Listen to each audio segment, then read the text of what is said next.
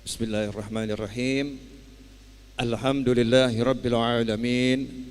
Allahumma shalli wa sallim ala sayyidina Muhammadin miftahi babi rahmatillah adada ma fi ilmillah salatan wa salaman daimain bidawami mulkillah wa ala alihi wa sahbihi. Allahumma salli ala sayyidina Muhammadin salatan taftahu biha lana futuhal arifin wa tufaqihuna biha fid din wa ala alihi wa sahbihi. Assalamualaikum warahmatullahi wabarakatuh. Sebelum saya menyampaikan yang diizinkan untuk disampaikan, saya mau ngasih hadiah kepada Adinda yang baru saja membacakan beberapa ayat suci Al-Quran. Muhammad tadi namanya ya, kalau boleh ke depan sebentar. Muhammad Farid Fakhruddin. Muhammad Farid Fakhruddin, mohon nemuin saya di sini sebentar.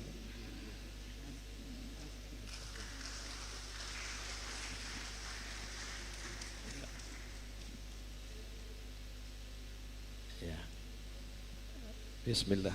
Nih. Insyaallah. Jazakumullah khairan. Itu enggak seberapa. Tapi yang saya bawa yaitu yang saya cintai. Saya ini udah beberapa bulan enggak pakai selendang. Kemarin saya diingatkan sama salah satu santri dikasih hadiah selendang itu untuk dipakai. Karena saya biasa ceramah terakhir seperti ini.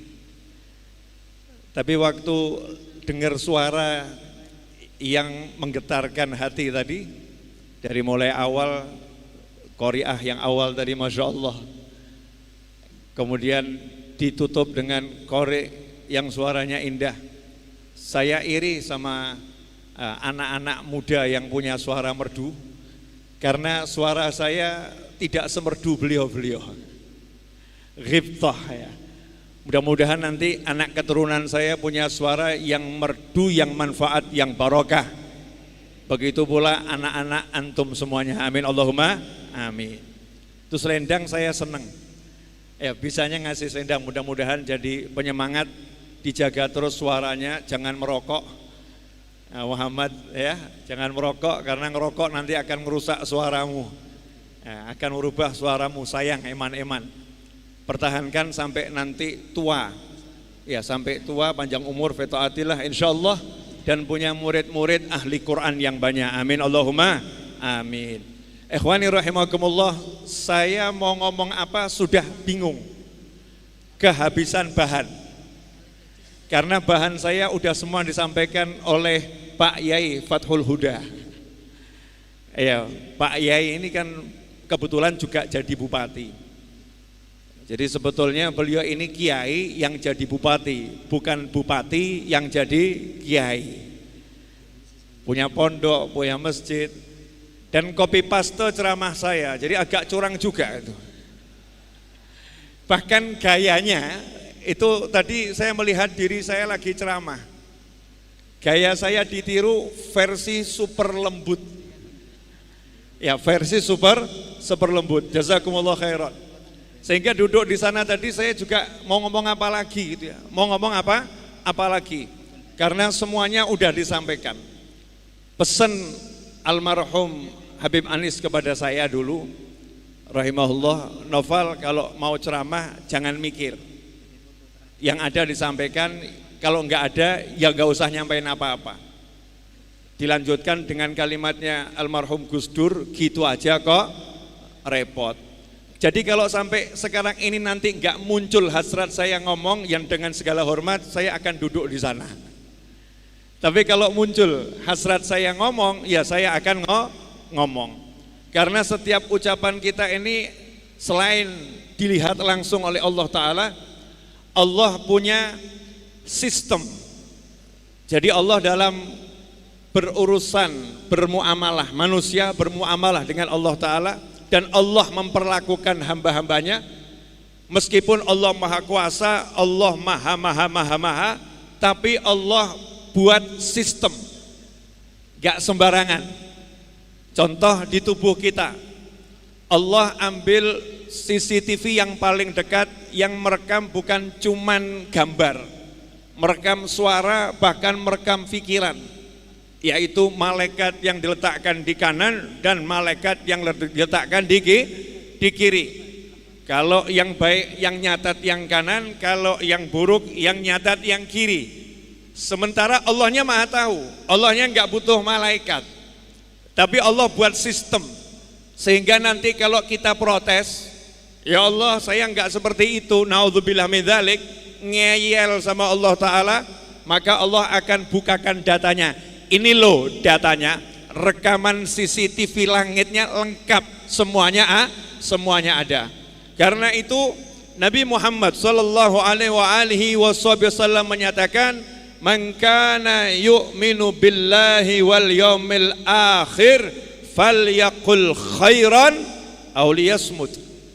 Barang siapa yang percaya, yakin kepada Allah dan hari akhir, ada surga, ada neraka, ada alam barzah, ada siksa kubur di sana, ada nikmat kubur di sana.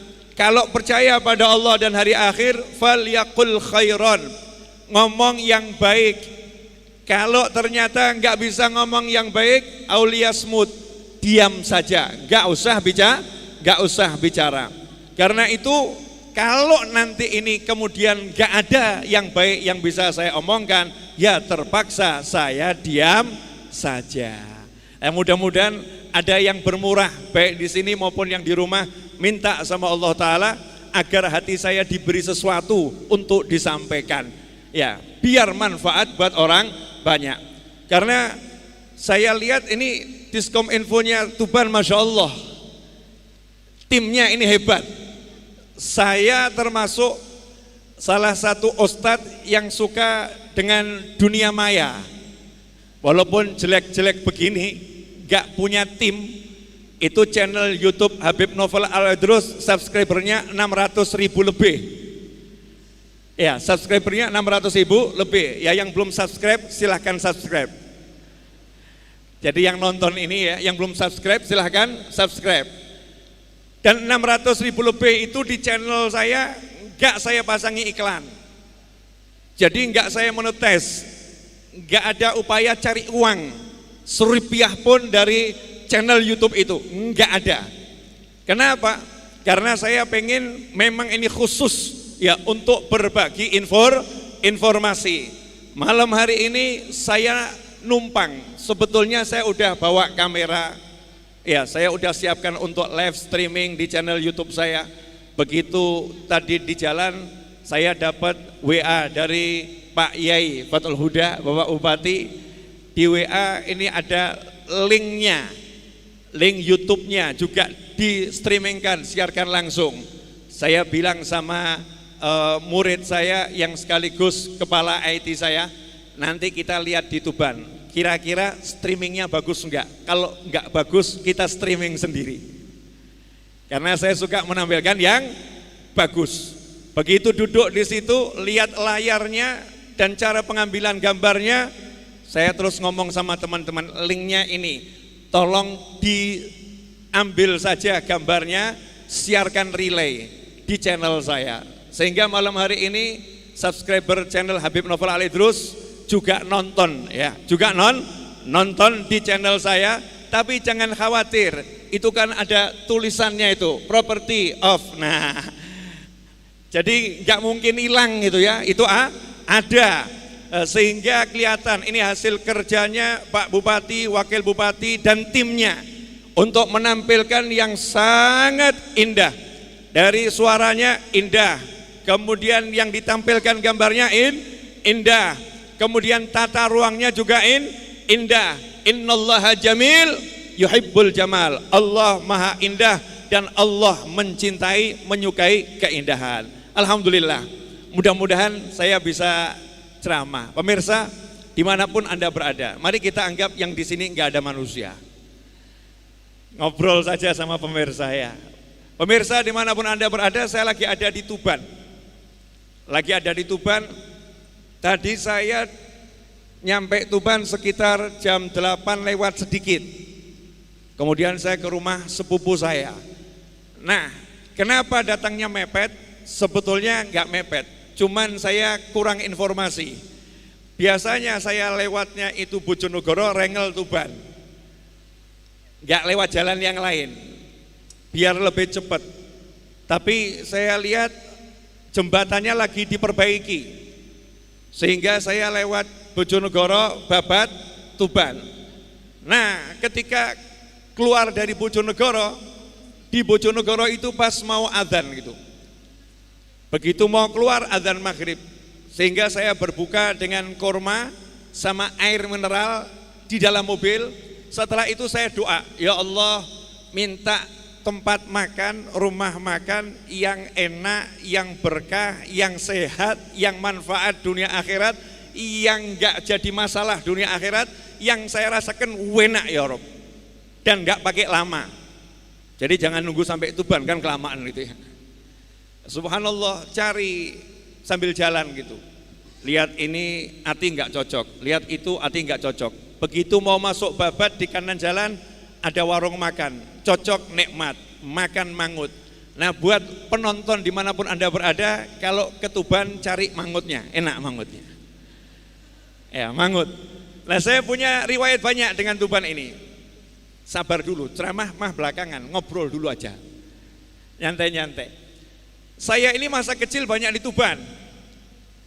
Dulu saya kalau SD, waktu SD itu kalau libur kan 6 bulan, 3 bulan. Di masa saya dulu, sekolah itu liburnya lama. Saya kalau liburan di Tuban, sehingga bahasa-bahasa Tuban itu masih sering muncul di ceramah saya. Kalau saya sampai kadang ngobrol sama temen, ojo melete ya, melete 6 nih ya. Ini keluar kalimat melete, orang bilang, melete itu apa Beb? Oh, itu bahasa Tuban itu. Bahasa Tuban waktu saya anak-anak itu ya. Melete 6 gitu, itu bahasa Tuban waktu saya anak-anak. Mainan anak-anak yang pakai kayu di apa tuh, bedek atau apa ya? Ya bedek, betul ya. Nah, itu mainan saya masa kecil di sini. Karena bibi saya ada 3 di Tuban, semuanya sudah meninggal dunia. Ya, semoga Allah merahmati semuanya. Sepupu saya ada banyak di sini, ada banyak di sini. Tapi saya belum pernah ceramah di Tuban. Belum pernah ceramah di Tuban kecuali di kuburan. Jadi kalau bibi saya meninggal, saya otomatis melayat, di situ saya ceramah. Sepupu saya meninggal, kalau pas saya itu bisa datang ke Tuban, nggak lagi tugas yang jauh, saya pasti melayat dan di situ saya diminta ceramah. Setiap ceramah urusannya pas di kuburan. Belum pernah saya di dalam Tuban ya, diundang ceramah di kota ini selain itu. Nah, tiba-tiba kemarin diundang ceramah langsung di kantor Bupati di Pendopo. Seneng saya. Kenapa? Karena saya pengen nyenengkan kakek saya. Saya pengen nyenengkan bibi saya. Saya pengen lihat kakek saya di alam barzah sana, Habib Ali Al-Habsyi yang makamnya di Jombang, ya, yang juga dulu mondar-mandir ke Tuban, pengen seneng, bangga. Oh, sekarang cucuku sudah ceramah di Tuban. Birrul walidain. Cuman pengen itu, nyenengkan orang tua. Dan biar ibu saya juga bangga, ibu saya seneng. Anakku alhamdulillah akhirnya ceramah juga di Tuban. Ibu saya seneng. Lah buat apa hidup ini kalau enggak untuk nyenengkan orang tua? Paling enak hidup tuh nyenengkan orang tua. Birrul walidain, enggak ada yang lebih hebat. Mau sholatnya jutaan rakaat, kalau enggak nyenengkan orang tua, Allah enggak butuh semua itu. Senangkan orang tua. Suatu ketika paman saya didatangi mahasiswa-mahasiswa dan dosen.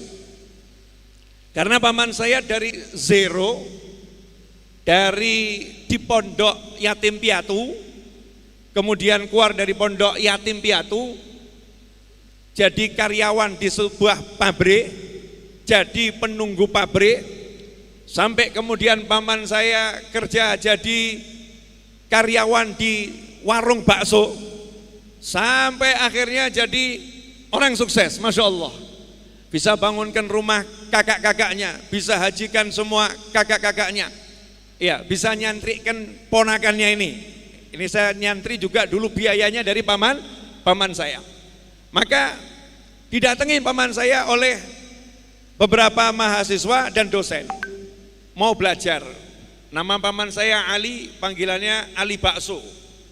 Itu kalau di Solo ya, panggilannya Ali Bakso. Karena dulu pernah jadi karyawan warung bakso. Pak Ali, saya mau nanya, caranya biar sukses ini gimana? Kok dari zero sampai seperti ini? Caranya bagaimana? Maka saat itulah paman saya balik bertanya, lah kalian kerja ini mau ngapain? Maka dijawab oleh salah satu mahasiswa, saya pengen punya motor yang bagus. Yang satu bilang, saya pengen bisa beli mobil, saya pengen bisa beli rumah, saya pengen punya harta begini, saya pengen bisa nikah, A sampai Z, semuanya materi. Maka paman saya mengatakan, mulai hari ini jangan kerja, nganggur saja. Kamu gak akan sukses. Kalau tahu sukses, suksesnya semu, bukan kesuksesan yang hakiki. Maka nanya nih dosen sama mahasiswa, Pak Ali, maksudnya gimana?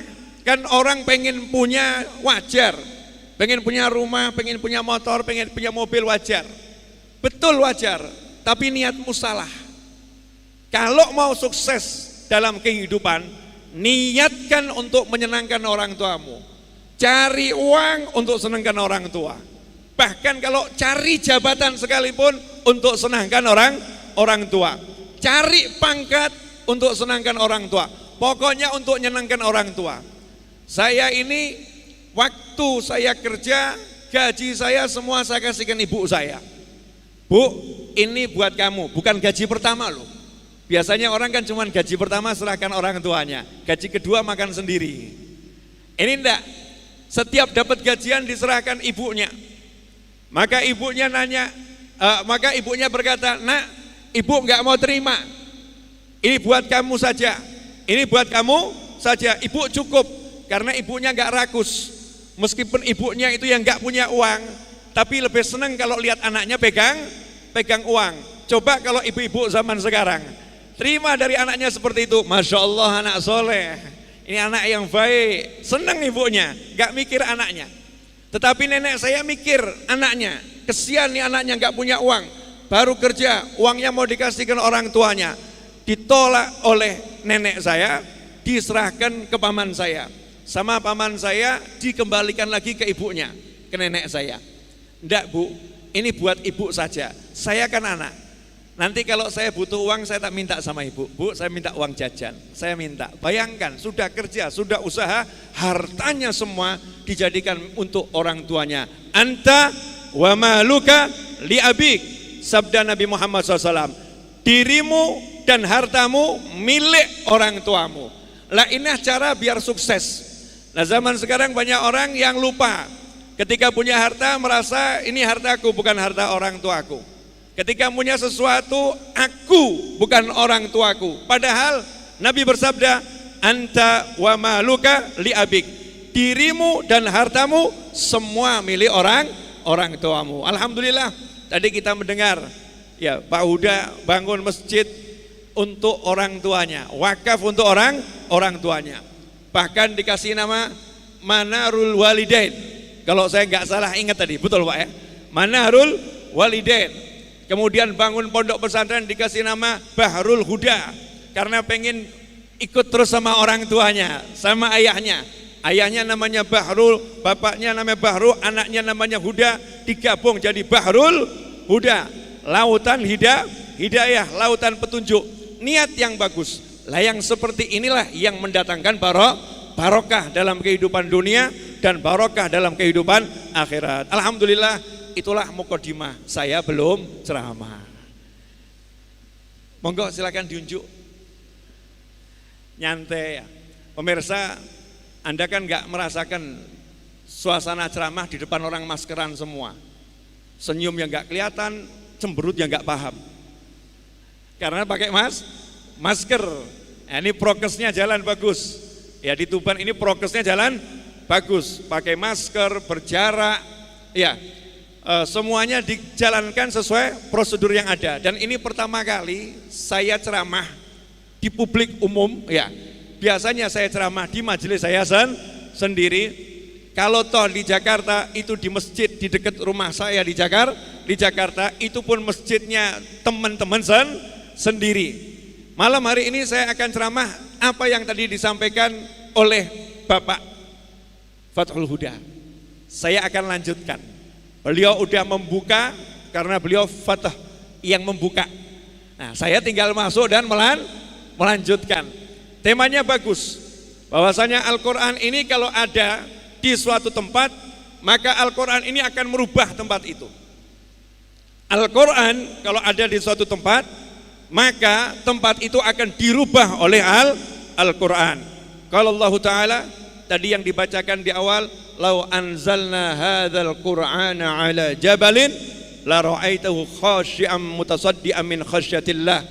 Seandainya kami turunkan Al-Quran ini kepada gunung, la ra'aitahu, pakai lam taukid, pasti sungguh engkau wahai Nabi Muhammad SAW akan melihat Al-Quran itu khasyi'an mutasaddian min khasyatillah, khusyuk, hancur karena takut pada Allah Ta'ala. Ahli tafsir punya beberapa pemahaman tentang ayat ini. Ada yang mengatakan seandainya Al-Quran itu diberi perasaan seperti manusia, menurut ahli tafsir yang menganggap gunung itu tidak punya perasaan, seandainya gunung diberi perasaan seperti manusia, maka gunung itu akan menjadi lembut, menjadi lumer, menjadi hancur karena mendengarkan bacaan Al-Quran. Turun Al-Quran pada gunung, dibacakan Al-Quran pada gunung. Kalau gunung itu punya akal, kalau gunung itu punya perasaan, gunungnya akan menjadi khusyuk, tunduk, lembut, hancur. Nah, manusia ini punya rasa, ya punya perasaan. Seharusnya manusia lebih daripada gunung. Tapi kenapa ketika kita mendengarkan Al-Quran kita tidak menjadi lembut? Kenapa ketika kita mendengarkan Al-Quran kita tidak menjadi khusyuk? Kenapa ketika mendengarkan Al-Quran hati kita tidak menjadi hancur? Karena syaratnya tidak dipenuhi. Wa idza quri'al Qur'anu fastami'u lahu wa ansitu la'allakum turhamun. Jika dibacakan Al-Quran, fastami'u lahu, istima'. Jadi bukan sekedar sama, bukan sekedar mendengar, tapi istima'. Istima' itu menurut ahli bahasa lebih daripada Sami'a yasma'u sam'an, mendengar. Kalau yastami' itu mendengar. Jadi misal saya duduk di sana, mendengar Bapak Bupati berbicara, mendengar. Tapi kalau saya duduk di sana, saya mendengar Bapak Bupati berbicara. Artinya saya menggerakkan seluruh tubuh saya untuk mendengarkan. Mendengar dengan sekujur tubuh. Pikiran saya ikut mendengar, mata saya ikut mendengar, tubuh saya ikut mendengar. Semuanya saya ajak untuk mendengarkan. Kalau dibacakan Al-Quran, wa idza quri'al Qur'anu fastami'u, hendaknya kamu tinggalkan semua urusanmu. Kamu palingkan matamu dari yang kamu kerjakan saat ini. Kamu palingkan pendengaranmu dari apapun. Serahkan semuanya untuk Al-Quran yang dibacakan kepadamu. Pikiranmu, hatimu, perasaanmu, semuanya. Fastami'u lahu, dengarkanlah, gunakan semua potensi di dirimu untuk mendengarkan Al-Quran. Wa ansitu, kemudian diam, betul-betul diam, hatinya diam. Kadang ada orang telinganya mendengarkan, tapi pikirannya enggak mau diam. Hatinya enggak mau diam, pikirannya bicara menerawang kemana-mana, hatinya menerawang kemana-mana. Tetapi kalau dia benar-benar diam, zahiran wa batinan, untuk Al-Quran, la'allakum turhamun, pasti kalian diberi rahmat oleh Allah Ta'ala. Pasti diberi rahmat. Maka orang yang dengar Al-Quran dengan benar, otomatis hatinya akan lembut. Gak mungkin enggak. Pernah diceritakan di masa saya belajar dulu masih waktu saya SMA, itu saya pernah mendengar cerita dulu ya, di Amerika ada seorang Yahudi yang gak iman sama Allah Ta'ala. Karena Yahudi itu ada Yahudi yang iman, ada Yahudi yang gak iman. Ini Yahudinya gak iman, Yahudi yang tidak beriman pada Allah Ta'ala. Yahudi ini punya penyakit psikis. Dia datang ke psikiater, berobat, gak sembuh-sembuh, susah tidur, ketakutan. Dia mengkonsumsi obat-obatan, gak sembuh-sembuh. Setelah dia mau putus asa, dia ingat, katanya umat Islam itu punya Al-Quran, dan Al-Qurannya adalah obat. Al-Qurannya adalah obat. Maka dia pergi ke toko yang menjual Al-Quran 30 juz dalam bentuk kaset. Belum ada MP3, masih kaset.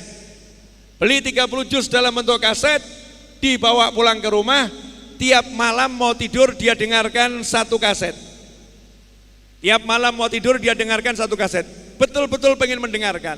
Hasilnya gak sampai 1 bulan sembuh dari penyakitnya. Yang gak iman saja dapat manfaatnya dari Al-Quran. Inilah Al-Quran. Al-Quran itu kalau dia ada pada sesuatu, dia akan merubahnya menjadi sesuatu yang indah. Sebagaimana dikatakan, hiasilah rumahmu dengan membaca Al-Quran tadi. Bentuk hiasannya itu apa? Dalam hadis yang lain disebutkan, sesungguhnya rumah yang di dalamnya dibacakan Al-Quran dilihat oleh malaikat dari langit, seperti kita kalau malam hari melihat bintang-bintang di angkasa menyala. Ulama kemudian ngomentari, kalau rumah yang dibacakan Al-Quran cahayanya bisa dilihat sejauh itu rumah tersebut oleh malaikat dari kejauhan, bercahaya luar biasa rumah itu. Lantas bagaimana dengan orang yang membaca Al-Quran itu sendiri? Ini kan bias bacaannya, radiasi cahaya bacaannya. Lah yang membaca seperti apa itu cahayanya? Hatinya yang membaca seperti apa? Lidahnya yang membaca seperti apa? Sehingga ketika Al-Quran ini dibaca oleh seseorang, orang itu akan berubah. Tempat di mana dibacakan akan berubah. Sekitar yang dibacakan akan berubah. Semuanya berubah. Berubah kemana? Ke arah yang jauh lebih indah, ke arah yang jauh lebih positif. Sehingga tadi sangat tepat yang dikatakan, saya ini paling gak hafal angka sama nama gak hafal. Tapi tadi saya insya Allah hafal satu angka, bahwasannya guru TPQ yang ada di Al-Quran kalau gak salah ada 8.000 guru tadi. Betul ya? 8.000 guru. Dengan jumlah santrinya 100.000 lebih tadi. 140.000 sekian. Santrinya 140.000 lebih. Saya ini belum ketemu. Saya belum ketemu di tempat lain. Wallahualam, mudah-mudahan di tempat lain juga melakukan hal yang sama. Yang punya perhatian kepada Al-Quran secara sistematis. Jadi bupati, wakil bupati, seluruh jajarannya menggerakkan masyarakat untuk membuat TPQ, mencatat TPQ, mencatat gurunya dan mengapresiasi. Buktinya tadi dikasih hadiah itu. Ya dikasih hadiah. Diapresiasi. Hasilnya barokah. Seperti dikatakan Bapak Bupati tadi, pemirsa dimanapun Anda berada, beliau mengakui yang namanya tanah atau lahan pertanian itu setiap tahun bukannya nambah, setiap tahun berkurang. Karena ada yang lahannya nggak dikerjakan lagi. Lahannya ada tapi nggak dikerjakan. Ada yang beralih fungsi. Belum lama kan Tuban masuk berita nasional ya. Karena ada wilayahnya yang di situ ada sumber minyak, beralih fungsi. Tapi subhanallah, tanahnya berkurang, panennya surplus. Tanahnya berkurang, panennya surplus. Dicari sama Pak Bupati, apa nih sebabnya? Apa petaninya hebat? Apa bupatinya hebat? Apa pegawai-pegawai di kantor bupatinya hebat? Dicari, beliau mengatakan dengan kerendahan hati, yang hebat adalah Al-Qur'annya. Yang hebat adalah Al-Qur'annya. Di mana di desa-desa anak-anak kecil itu belajar Al-Quran. Sampai sekarang dinaikkan, ditingkatkan. Udah dibuat undang-undangnya untuk Tuban ya perda. Perdanya Tuban, syarat masuk SMP harus punya ijazah TPQ. Betul begitu. Kalau saya nggak salah dengar. Kalau masuk SMP harus punya ijazah TPQ. Ketika saya mendengar semua itu, cita-cita lama saya muncul lagi. Mudah-mudahan nanti Pak Yai Huda dan semua jajarannya bisa menyampaikan ini ke pusat. Ya, ke pusat. Apa itu? Saya itu sedih kalau membaca terjemahan Al-Quran. Terjemahan Al-Quran yang ada sekarang ini terjemahan yang masih menggunakan bahasa lama. Bahasa Indonesia yang lama, yang di masa itu. Di masa itu terjemahannya ya indahnya luar biasa. Tapi di zaman sekarang bahasa Indonesia itu mengalami perkembangan. Dan anak-anak kita ini berkembang dalam bahasa lebih cepat dari bahasa itu sendiri. Saya melihat anak muda membaca buku Harry Potter itu sehari setebal ini selesai khatam. Baca komik gak mau lepas. Selesai cari lanjutannya. Anak-anak kecil baca yang namanya buku bergambar, cerita-cerita itu yang dijual di toko-toko buku berseri. Serinya sampai 10. Ditanya itu, yang 11 ada enggak? Yang 12 ada enggak? Cepet pengen tahu. Tapi kok terjemahan Al-Quran saya belum dengar ya. Anak-anak mengatakan, alhamdulillah saya udah khatam baca terjemahan Al-Quran. Jangankan kok anak-anak, bapak-bapaknya juga belum. Kita ini belum khatam baca terjemahan Al-Quran. Sehingga kita udah baca Al-Qurannya alhamdulillah, tetapi naik ke pemahamannya belum. Mengerti isinya belum. Padahal di negara kita ini penuh dengan ahli Quran. Penuh dengan ahli bahasa, banyak sastrawan, banyak pakar. Tapi kenapa kita belum mengumpulkan jadi satu, kemudian membuat terjemahan Al-Quran yang sudah direvisi sesuai dengan zaman ini, terjemahan ya, berdasarkan tafsir-tafsir yang ada dengan bahasa Indonesia yang mudah dipahami dan indahnya luar biasa. Saya akan ambilkan contoh. Mudah-mudahan contoh ini bisa menyadarkan saya dan yang melihat acara ini dimanapun berada. Kalau ketemu, insya Allah. Kalau ketemu bisa jadi contoh. Kalau enggak ketemu berarti enggak boleh jadi contoh. Ini waktu saya masih berapa menit lagi? Karena saya kalau ngomong lupa waktu. Kata paman saya, Novel itu kalau lagi kurang sehat kasih mic, insya Allah sembuh. Karena saya doyan ceramah ya. Bismillah.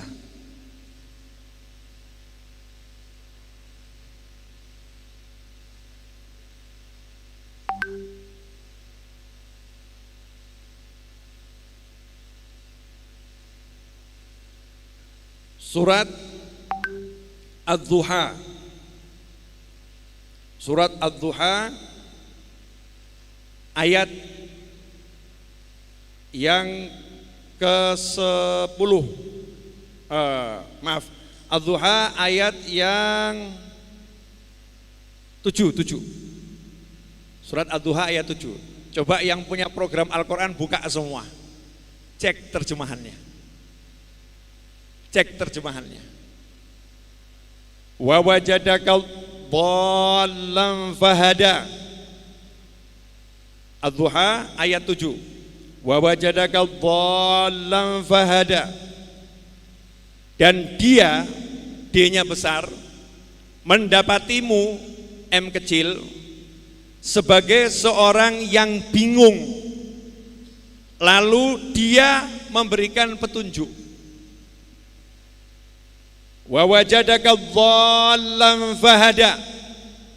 Terjemahannya, dan dia mendapatimu sebagai seorang yang bingung, lalu dia memberi petunjuk. Allahu Akbar. Sejak kapan Nabi Muhammad SAW orang yang bingung? Bagaimana ini bisa diterjemahkan di terjemahan ini? Bahwasanya Nabi seorang yang bingung. Sejak kapan Rasulullah bingung? Kalau ada anak kecil baca terjemahan ini, dia akan mengatakan, Nabi aja bingung apalagi saya. Oh, Nabi bisa bingung kok apalagi saya. Jadi kalau ada orang bingung mencari petunjuk, wajar-wajar saja. Naudzubillah min dzalik. Nah, ini bukan salah yang menerjemahkan, tapi orang memberikan terjemahan itu kan sesuai zamannya. Terjemahan ini untuk para ulama, untuk masyarakat yang akan belajar Al-Quran. Tentunya nanti akan tanya lagi, maksudnya bingung apa. Sementara kalau kita baca di tafsir, kalau kita mau menerjemahkan sesuatu, kita harus merujuk ke banyak tafsir. Di tafsir di situ dikatakan wa wajadaka, dan Allah mendapati engkau fi qaumin, di kaum dhalan, yang kaumnya itu tersesat. Fahada, dan Allah memberikan hidayah kepada kaum itu lewat petunjukmu. Allah memberikan hidayah kepada orang-orang yang di Mekah yang sesat, yang bingung lewat engkau wahai Nabi Muhammad SAW. Itu yang pertama.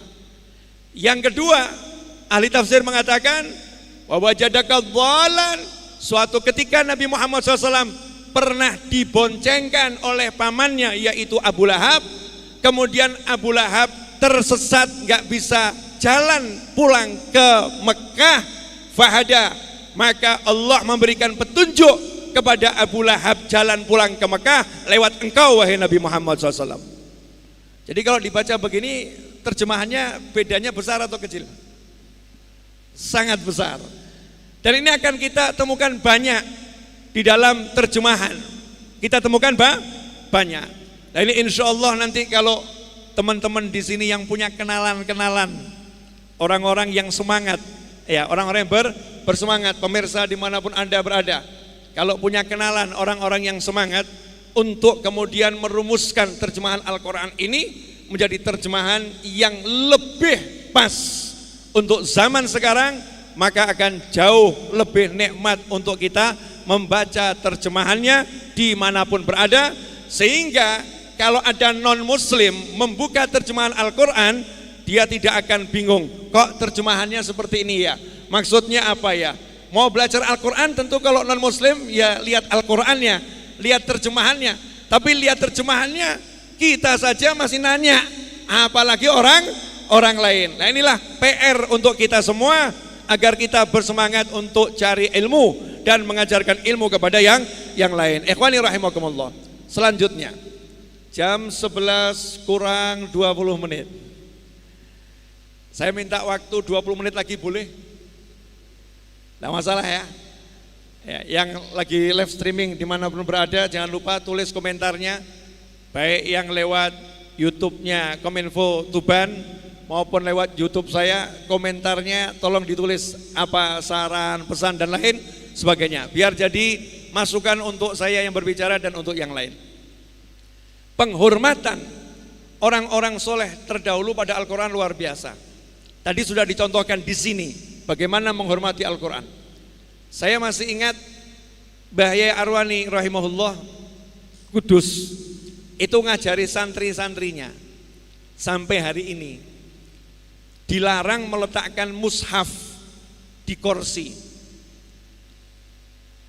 Kita kalau ngaji itu kan diajari letakkan Al-Quran lebih tinggi dari tempatmu duduk, dikasih rehal misalnya. Tapi ya Arwani, walaupun kamu letakkan di tempat yang tinggi, jangan pernah ditaruh di atas kursi. Waktu itu saya sempat nanya sama santri-santri beliau, maksudnya bagaimana? Jawaban santri-santri beliau adalah, iya, kata guru saya, kursi itu tempatnya pantat, bukan tempatnya mushaf. Kursi itu tempatnya pantat, pantatmu, bukan tempatnya mushaf. Saking mulianya mushaf ini, jangan kamu letakkan di bekas tempat pantatmu. Diletakkan di tempat yang khusus, meja yang khusus, lemari yang khusus. Ini ulama sepuh begitu, para yai seperti itu, para habaib seperti itu, para masyayikh seperti itu. Ta'zimnya kepada Al-Quran luar biasa. Sementara kita ini mungkin ya masih jauh sekali. Mushaf di rumah kita itu mungkin tidak kita lap seperti kita ngelap motor kita. Pemirsa dimanapun Anda berada, dengan segala hormat, motor kita itu terawat, Masya Allah, mobil kita terawat. Kotor sedikit kita langsung cucikan atau suruh orang cuci, atau mungkin kita cuci sendiri. Dan mungkin, mohon maaf ibu-ibu, mushaf di rumah Anda mungkin dibandingkan wajah Anda lebih sering nyentuh wajahnya daripada mushafnya. Wajahnya ini dibersihkan betul tiap hari. Jangan sampai ada jerawat, dibersihkan. Jangan sampai kotor, dibersihkan. Bagus, saya nggak ngomong nggak bagus. Bersihkan wajah, bagus. Bersihkan motor, bagus. Bersihkan mobil, bagus. Masya Allah. Lantai di rumah kita, kalau 3 hari nggak dipel, mungkin kita akan marah sama yang kerja di rumah, yang kita kasih tugas. Tugasmu kan ngepel ini, kok nggak dipel udah 3 hari? Lihat tuh debunya ada di mana-mana. Masya Allah. Jendela, kalau nggak disulain ada debunya, yang punya rumah marah. Tapi apakah mushaf kita perlakukan seperti itu? Apakah mushaf ini kemudian kita lap tiap hari, kita bersihkan? Apakah mushafnya ini kita ciumin tiap hari? Atau Masya Allah, Ramadan baru kebuka, udah lama nih nggak kebuka nih mushafnya ini, berdebu, tebal debunya. Ya masih alhamdulillah dibersihkan setahun sekali. Tapi ini nunjukkan kalau kita kurang alaqah pada Al-Quran, kurang punya perhatian pada Al-Quran. Dan ini bisa kita lakukan langsung. Pemirsa dimanapun Anda berada, cek mushaf kita masing-masing di rumah, letaknya di mana. Masya Allah, ada yang gak sengaja mushafnya diletakkan bareng sama komik. Ini komik, ini buku yang di situ ada gambar gak senonoh di dalamnya, di sampingnya mushaf Al-Quran. Lupa, gak sadar. Na'udzubillah min dzalik. Ini berarti kita kurang perhatian pada Al-Quran. Orang-orang dulu sensitif, kalau sama mushaf sensitif. Mushaf ditaruh di kursi, padahal tempat yang tinggi enggak boleh. Itu tempat pantat. Taruh di tempat yang tinggi, di kamarmu, di atas lemari. Di lemarimu taruh ini di lemari yang khusus, ini untuk Al-Quran. Beli rehal, bahkan dibuat, kalau di Tuban banyak di Sentono ini ya. Sentono ini betul namanya Sentono kan ya. Di Sentono ini banyak orang jual rehal. Masya Allah, handphone. Di rumah ini berapa banyak orang punya tempat handphone untuk nonton drama Korea? Banyak enggak kira-kira? Untuk nonton drakor dan drama-drama yang lain, handphonenya dikasih tempat, tataan handphone. Tapi untuk mushafnya taruh di lantai, gak punya tataan. Ini perhatian kita pada mushaf kecil. Nah, itu nunjukkan nilai kita. Nilai kita ya dari situ. Wa man yu'azzim sya'airallahi fa innaha min taqwal qulub. Barang siapa mengagungkan syiar-syiar Allah, itu bukti ketakwaan hatinya. Jadi kalau kita mau ngukur kualitas hati kita, ya cek hubungan kita dengan Al-Quran, cek hubungan kita dengan pewaris para nabi, al-ulama warathatul anbiya, cek bagaimana kita memperlakukan simbol-simbol kemahabesaran Allah Subhanahu wa ta'ala, bagaimana kita memperlakukannya. Itulah nilai kita yang sebenarnya di hadapan Allah Subhanahu wa ta'ala. Contoh lagi, guru ngaji ditakzim sama Al-Quran, guru ngaji. Ada seorang sufi bawa anaknya ke guru ngaji, cari guru ngaji. Kemudian sufi tadi mengatakan, ajari anak saya baca surat Ar-Rahman atau surat yang lain. Kamu mau saya bayar, mohon maaf kalau uang sekarang ya, 1 surat saja, kamu mau saya bayar 100 juta. Sufinya ngomong begitu pada guru ngaji, guru ngajinya ngomong, waduh itu terlampau banyak. Waduh itu terlampau banyak. Sufinya berkata, mohon maaf, batal. Saya enggak jadi nyerahkan anak saya untuk kamu ajari. Loh, kenapa seperti itu? Karena 100 juta untuk mengajari Al-Quran kamu anggap terlampau banyak. Padahal kalau saya punya dunia dan segala isinya, untuk membuat anak saya bisa baca Al-Quran, itu masih kecil, masih sedikit yang saya keluarkan untuk guru yang bisa mengajari anak saya baca Al-Quran. Ta'zimnya sama guru yang bisa ngajari Al-Quran itu luar biasa.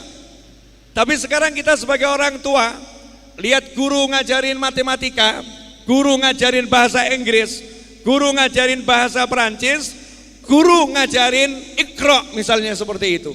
Cek berapa yang kita berikan kepada guru Iqra. Cek berapa yang kita berikan kepada guru bahasa Inggris. Cek bagaimana ta'zim kita kepada guru Prancis ketika datang, guru bahasa Inggris ketika datang, guru ngaji ketika datang. Hati kita seperti apa? Itulah kualitas kita. Kalau kita itu menghormati benar dan kita rela memberikan apapun untuk orang yang ngajari anak saya baca Al-Quran, anak kita baca Al-Quran, berarti kita punya ta'zim yang luar biasa pada Al-Quran. Dan orang yang mengagungkan Al-Quran diagungkan oleh Allah Subhanahu wa ta'ala. Ikhwani rahimakumullah. Kemudian orang dulu kalau pindah rumah seperti di pendopo ini, tadi saya simak acara apapun lagu wajibnya Mahalul Qiyam, ya Nabi salam alaika, dan seterusnya. Kemudian qiraatul Quran menjadi hiasan yang menghiasi ruangan ini. Dikatakan khatam bil ghaib sebulan sekali atau berapa kali tadi itu. Dihiasi ruangan ini dengan khatmul Quran. Sekarang ini orang pindah rumah gak seperti orang dulu. Orang dulu pindah rumah yang dipikirkan gimana caranya panggil bunyai dan santri-santrinya khatamkan Al-Quran. Panggil Pak Yai dan santri-santrinya khatamkan Al-Quran. Orang dulu begitu. Kalau enggak, panggil santri-santri bacakan maulid Simtuduror, maulid Barzanji, maulid Burdah, maulid Diba dan lain sebagainya. Dulu seperti itu. Sekarang pindah rumah, ya udah pindah saja. Gak ada rasa pengen khatamkan Al-Quran di rumah itu bersama-sama. Jadi kurang punya rasa pengen barokahnya Al-Quran, pengen sesuatu dari Al-Quran, kurang. Diceritakan oleh Habib Ali bin Muhammad bin Husain Al-Habsyi rahimahullah, pengarang Maulid Simtuduror, bahwasanya Habib Abdullah bin Husain bin Thahir, Habib Abdullah bin Husain bin Thahir radhiyallahu anhu, itu gurunya Habib Muhammad bin Husain Al-Habsyi. Habib Muhammad bin Husain Al-Habsyi itu ayahnya Habib Ali Al-Habsyi. Habib Ali Al-Habsyi merupakan pengarang Maulid Simtud Duror yang muridnya tersebar luas di Indonesia. Habib Ali Al-Habsyi punya kakak namanya Habib Husain. Habib Ali punya kakak namanya Habib Husain. Habib Husain punya ayah namanya Habib Muhammad. Habib Muhammad dan Habib Husain dua-duanya muftil Haramain, mufti Mekah dan Madinah. Siapakah Habib Husain? Habib Husain adalah gurunya Mbah Hasyim Asy'ari dan Yai Mbah Khalil Al-Bangkalani. Dua-duanya berguru sekian tahun kepada Habib Husain bin Muhammad bin Husain Al-Habsyi di Mekah, di Masjidil Haram maupun di kediamannya Habib Husain bin Muhammad bin Husain Al-Habsyi. Nah, ini Habib Husain punya ayah, ayahnya punya guru. Ayahnya ini punya guru, gurunya satu hari wiridnya diantaranya ngucap La ilaha illallah Muhammadur Rasulullah sallallahu alaihi wasallam sebanyak 120.000 kali. Kita kalau Ramadan kan diajarkan zikrul fida. Biasa ini warga NU, ya kalau yang nonton mungkin belum kenal amalan NU. Nah, salah satu amaliyahnya para kiai, para habaib itu kalau bulan Ramadan baca zikrul fida, yaitu ngucap la ilaha illallah sebanyak 70.000 kali. Kemudian dihadiahkan pahalanya untuk yang sudah meninggal dunia dari kakeknya, ayahnya, pamannya, bibinya dan lain sebagainya. Dihatamkan seperti itu butuh waktu 1 bulan biasanya. Dicicil tiap hari 1 bulan, dapat 70.000 kali. Habib Abdullah bin Husain bin Thahir sekali dalam 1 hari, tiap hari ya, 24 jam itu diantara wiridnya artinya beliau punya wirid banyak. Itu mampu mengucap la ilaha illallah Muhammadur Rasulullah sallallahu alaihi wasallam sebanyak 120.000 kali. Kemudian ilmunya, lautan ilmu. Beliau punya keponakan. Ya, punya keponakan namanya Abdullah bin Umar bin Yahya. Punya keponakan. Suatu hari paman ini mimpi, kok rumah keponakannya tampak lebih tinggi dari rumahnya orang lain. Padahal secara kenyataan tidak. Kenyataannya rumahnya ya sama dengan orang lain. Tetapi dalam mimpi kok dilihat rumahnya jauh lebih tinggi dibanding rumah orang lain. Ruang tamunya lebih tinggi dibanding ruangan yang lain. Maka keesokan harinya pergi nemuin ponakannya dan nanya, saya kok melihat rumahmu seperti ini, ada apa sebetulnya? Ponakannya jawab, paman mungkin ini sebabnya. Ketika rumah ini selesai dibangun, setiap ruangan saya sholat 2 rakaat khatam Al-Quran. Setiap ruangan, kamar, ya, kemudian ruang makan, sholat 2 rakaat khatam Al-Quran. Khusus untuk ruang tamu saya khatamnya 40 kali. Khusus ruang tamu khatamnya 40 kali. Karena itulah mungkin ruang tamunya paman lihat di mimpi tampak lebih tinggi dibandingkan ruangan yang lain. Jadi ruangan itu jadi tinggi karena Al-Quran. Barokahnya luar biasa. Nah zaman now ini ruangan kita itu bukan khatam Al-Quran sekian kali, khatam sinetron sekian kali. Jadi sinetronnya yang banyak. Ya, khatam ini sekian kali, tapi Al-Qurannya enggak. Nah, bagaimana kita merubah semua ini? Ulama-ulama dulu, Habib Abdurrahman bin Muhammad As-Segaf itu satu hari khatam Al-Quran 8 kali, 4 di siang hari, 4 di malam hari. Salah satu caranya nanam kurma. Jadi kalau mau nanam kurma, ulama dulu habaib itu ngajarkan kalau mau nanam kurma, 1 kurma yang ditanam, 1 khutmul Quran dan 1 surat Yasin. 1 kali khutmul Quran, kalau enggak mampu 1 surat Yasin. Jadi kalau punya kebun kurma ada 1000 pohon kurma, berarti 1000 kali khatam Quran. Atau 1000 surat Yasin. Sehingga kurmanya itu barokah. Sementara kita punya toko sampai hari ini belum pernah kita khatam Al-Quran di sana. Kita punya kebun yang luas sampai hari ini mungkin belum pernah kita khatam Al-Quran di sana.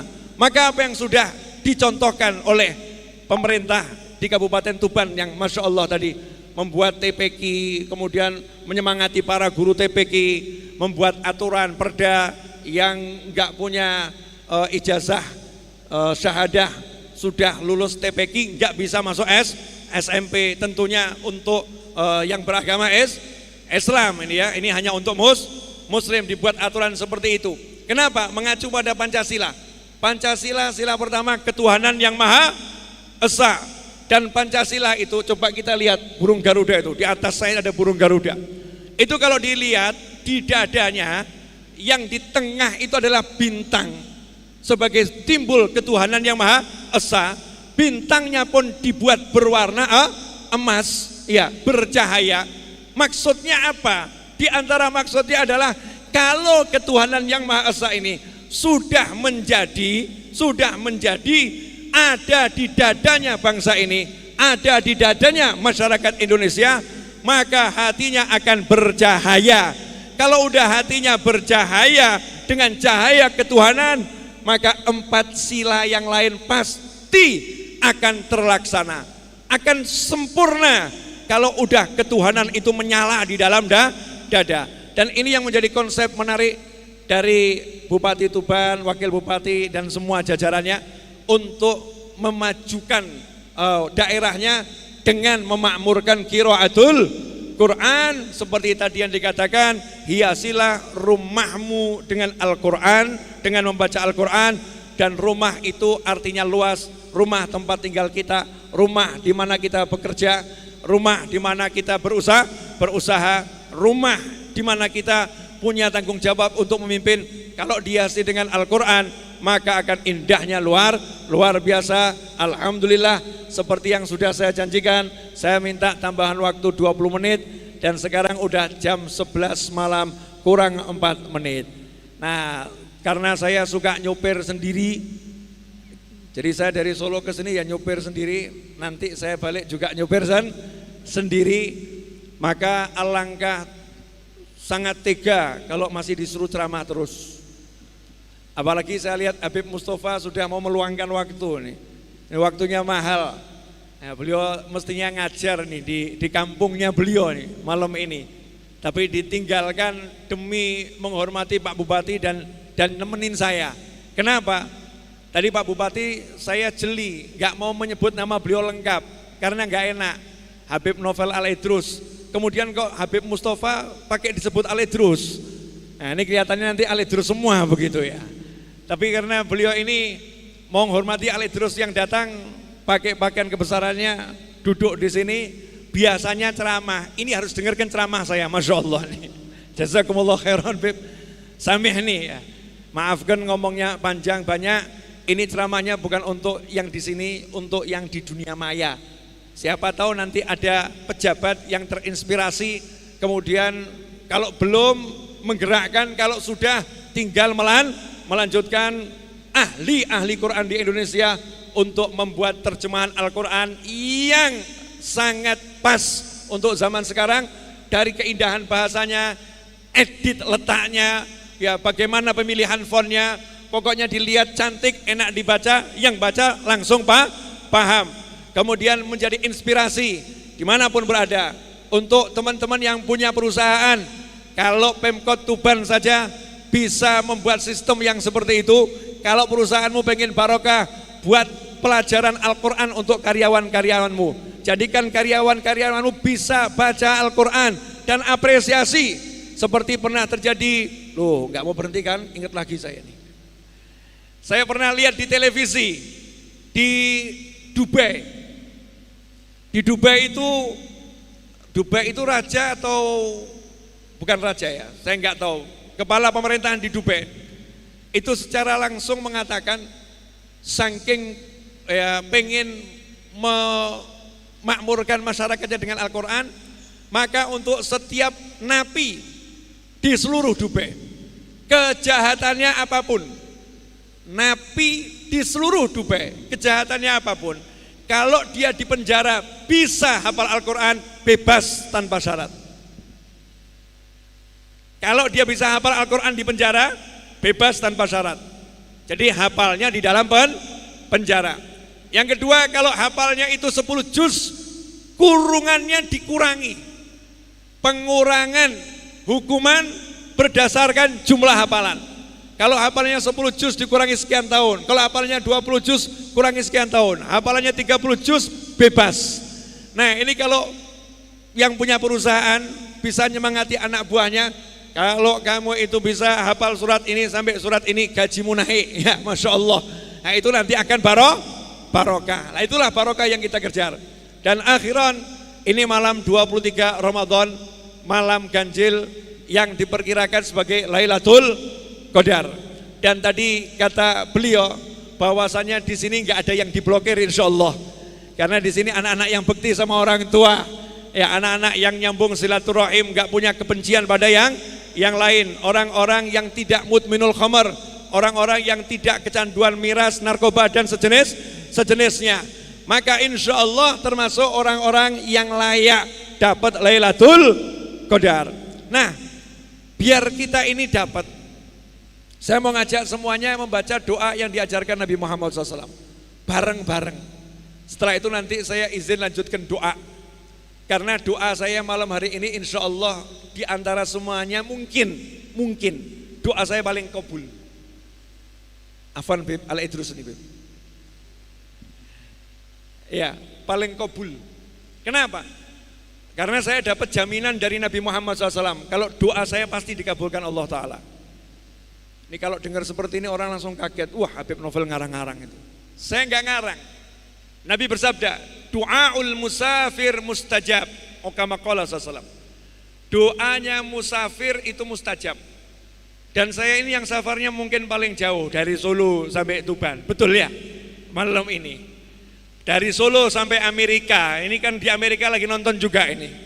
Safar dunia maya. Safar saya paling jauh dan paling banyak malam ini, maka saya yakin doa saya akan kabul bukan karena doa saya, tapi karena udah distempelin Nabi Muhammad SAW. Siapapun musafirnya kalau doa kabul, selesai. Jadi dapat stempel kabul. Siapa yang stempelin? Nabi Muhammad SAW. Karena dapat stempel kabul ya, saya mau sungguh-sungguh ya, minta mumpung. Makanya jenengan yang punya hajat apapun ya, mari kita bersama-sama doa. Dan untuk Pak Bupati beserta keluarga khususnya, setelah pensiun nanti insya Allah semakin tinggi pangkatnya, amin. Ya, karena ini kan jabatan duniawi, insya Allah jabatan ukhrawinya semakin tinggi dan jabatan duniawinya juga akan semakin tinggi dalam tanda kutip. Ya, dalam tanda kutip, insya Allah semakin berkah dan semakin manfaat. Mari kita bersama-sama baca doa yang lazim kita baca di bulan suci Ramadan. Asyhadu an la ilaha illallah, astaghfirullah, nas'alukal jannata wa na'udzu bika minan nar. Asyhadu an la ilaha illallah, astaghfirullah, nas'alukal jannata wa na'udzu bika minan nar. Asyhadu an la ilaha illallah, astaghfirullah, nas'alukal jannata wa na'udzu bika minan nar. Allahumma innaka afuwun tuhibbul afwa fa'fu anna. Allahumma innaka afuwun tuhibbul afwa fa'fu anna. Allahumma innaka afuwun tuhibbul afwa fa'fu anna ya karim. Bismillahirrahmanirrahim. Alhamdulillahi Rabbil Alamin. Allahumma salli wa sallim ala Sayyidina Muhammadin miftahi babi rahmatillah adada ma fi ilmillah, salatan wa salaman daimain bidawami mulkillah wa ala alihi wa sahbihi. Allahumma lakal hamdu syukra wa lakal mannu fadla wa anta rabbuna haqqa wa nahnu abiduka riqqa wa anta lam tazal lidhalika ahla. Allahumma ya muyassir kulli asir wa ya jabir kulli kasir wa ya sahib kulli farid wa ya mughni kulli faqir wa ya muqawwi kulli dha'if wa ya ma'man kulli khaif. Yassir alayna kulla asir fataysirul asir alayka yasir. Allahumma ya man la yahtaj ila al-bayan wa tafsir, hajatuna ilayka kathir wa anta alimun biha wa basir. Allahumma inna nakhafu minka wa nakhafu mimman yakhafu minka wa nakhafu mimman la yakhafu minka. Allahumma bihaqqi man yakhafu minka najjina mimman la yakhafu minka bihurmati Sayyidina Muhammadin sallallahu alaihi wasallam. Uhrusna bi'ainika allati la tanam waknufna bikanafika alladhi la yuram warhamna biqudratika alaina fala nahlik fa anta raja'una wa thiqatuna birahmatika ya arhamar rahimin, ya arhamar rahimin, ya arhamar rahimin, ya Allah. Allahumma ighfir lana wa liwalidina, Allahumma ighfir lana wa liwalidina, Allahumma ighfir lana wa liwalidina warhamhuma kama rabbayana shighara, warhamhuma kama rabbayana shighara. Ya Allah, tolong ampuni kami dan ampuni kedua orang tua kami. Ya Allah, tolong ampuni kedua orang tua kami. Ya Allah, tolong ampuni kedua orang tua kami. Ya Allah, tolong jadikan orang tua kami bahagia dunia, bahagia akhirah. Jadikan orang tua kami mulia dunia, mulia akhirah. Jadikan orang tua kami tentram dunia, tentram akhirah. Ya arhamar rahimin, Tolong muliakan orang tua kami dimanapun berada ya Allah. Tolong muliakan orang tua kami dimanapun berada ya Allah. Muliakan orang tua kami ya Allah. Orang tua kami yang masih hidup, panjangkan usianya dalam kesehatan, ketaatan, kebahagiaan, keridhaan ya Arhamar Rahimin. Orang tua kami yang masih hidup, dekatkan kami kepada orang tua kami, dan dekatkan orang tua kami kepada kami ya Allah. Jangan pisahkan kami ya Rabb, di dunia maupun di akhirat selalu dalam ridha-Mu ya Allah. Teruntuk orang tua kami yang telah tiada ya Allah, orang tua kami yang berada di alam barzah sana ya Arhamar Rahimin. Tolong di malam hari ini ya Allah, kirimkan pahala amal-amal kami untuk orang-orang tua kami ya Rabb. Terimalah amalan kami dan sampaikan pahalanya kepada beliau-beliau ya Allah. Jadikan orang-orang tua kami bangga dengan kami di alam barzah sana ya Allah. Jadikan kami sebutan yang baik untuk mereka di alam sana ya Allah. Jadikanlah kubur-kubur mereka sebagai taman-taman surga ya Allah. Jadikanlah kubur-kubur mereka sebagai taman-taman surga ya Arhamar Rahimin. Ya Allah, tolong ya Rabb, selamatkan orang tua kami dari keburukan dunia dan keburukan akhirah. Lindungi orang tua kami dari petaka dunia dan petaka akhirah ya Arhamar Rahimin. Jadikan orang tua kami memaafkan kami ya Arhamar Rahimin. Jadikan orang tua kami memaafkan kesalahan kami ya Allah. Jadikan orang tua kami ridha kepada kami ya Allah. Ampuni dosa-dosa kami kepada orang tua kami ya Allah. Ampuni salah-salah kami kepada orang tua kami ya Rabb. Ya Rabb, catatlah kami sebagai anak yang berbakti ya Allah, anak yang taat kepada orang tua kami, anak yang Engkau ridhai ya Arhamar Rahimin. Rabbana hab lana min azwajina wa dhurriyyatina qurrata a'yunin waj'alna lil muttaqina imama, waj'alna lil muttaqina imama. Allahumma rabbana hab lana min as-salihin, Allahumma arzuqna dhurriyatan tayyibatan birahmatika ya Arhamar Rahimin. Ya Allah, tolong jadikan putra-putri kami anak-anak yang soleh dan solihah ya Rabb, sampai hari kiamat ya Allah. Tolong lindungi anak keturunan kami semuanya ya Rabb. Jadikan seluruh anak keturunan kami beragama Islam ya Allah. Jadikan seluruh anak keturunan kami dalam iman ya Allah. Jadikan seluruh anak keturunan kami orang-orang yang Engkau cintai, wali-walimu ya Arhamar Rahimin. Ya Rabb, jadikan anak-anak keturunan kami bahagia dunia, bahagia akhirah, mulia dunia, mulia akhirah, selamat dunia, selamat akhirah, tentram dunia, tentram akhirah ya Arhamar Rahimin. Jangan turunkan petaka kepada mereka lantaran dosa-dosa kami ya Allah.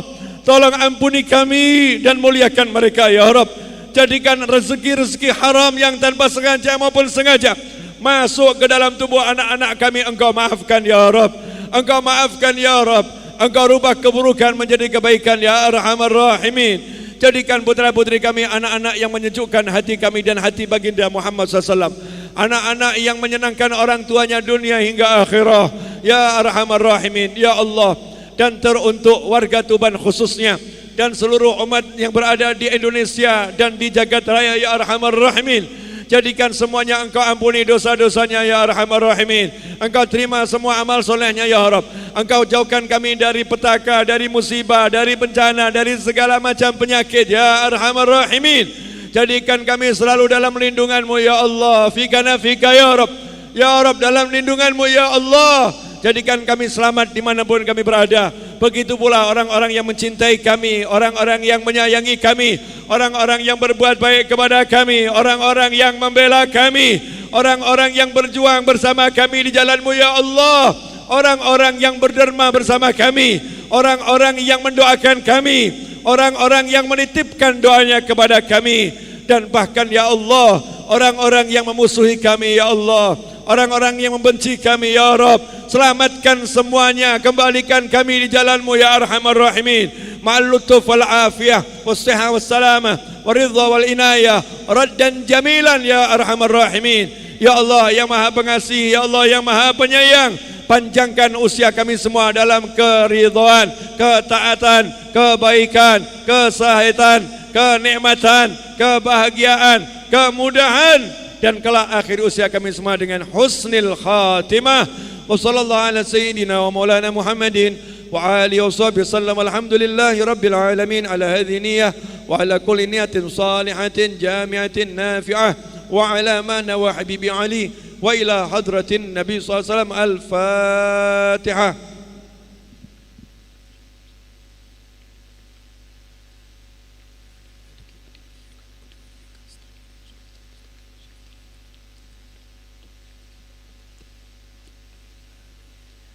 Alhamdulillah, jazakumullah khairan. Terima kasih atas waktunya. Mohon maaf atas segala kekurangan dan kesalahannya. Wabillahi taufiq wal hidayah wal afu minkum. Wassalamualaikum warahmatullahi wabarakatuh.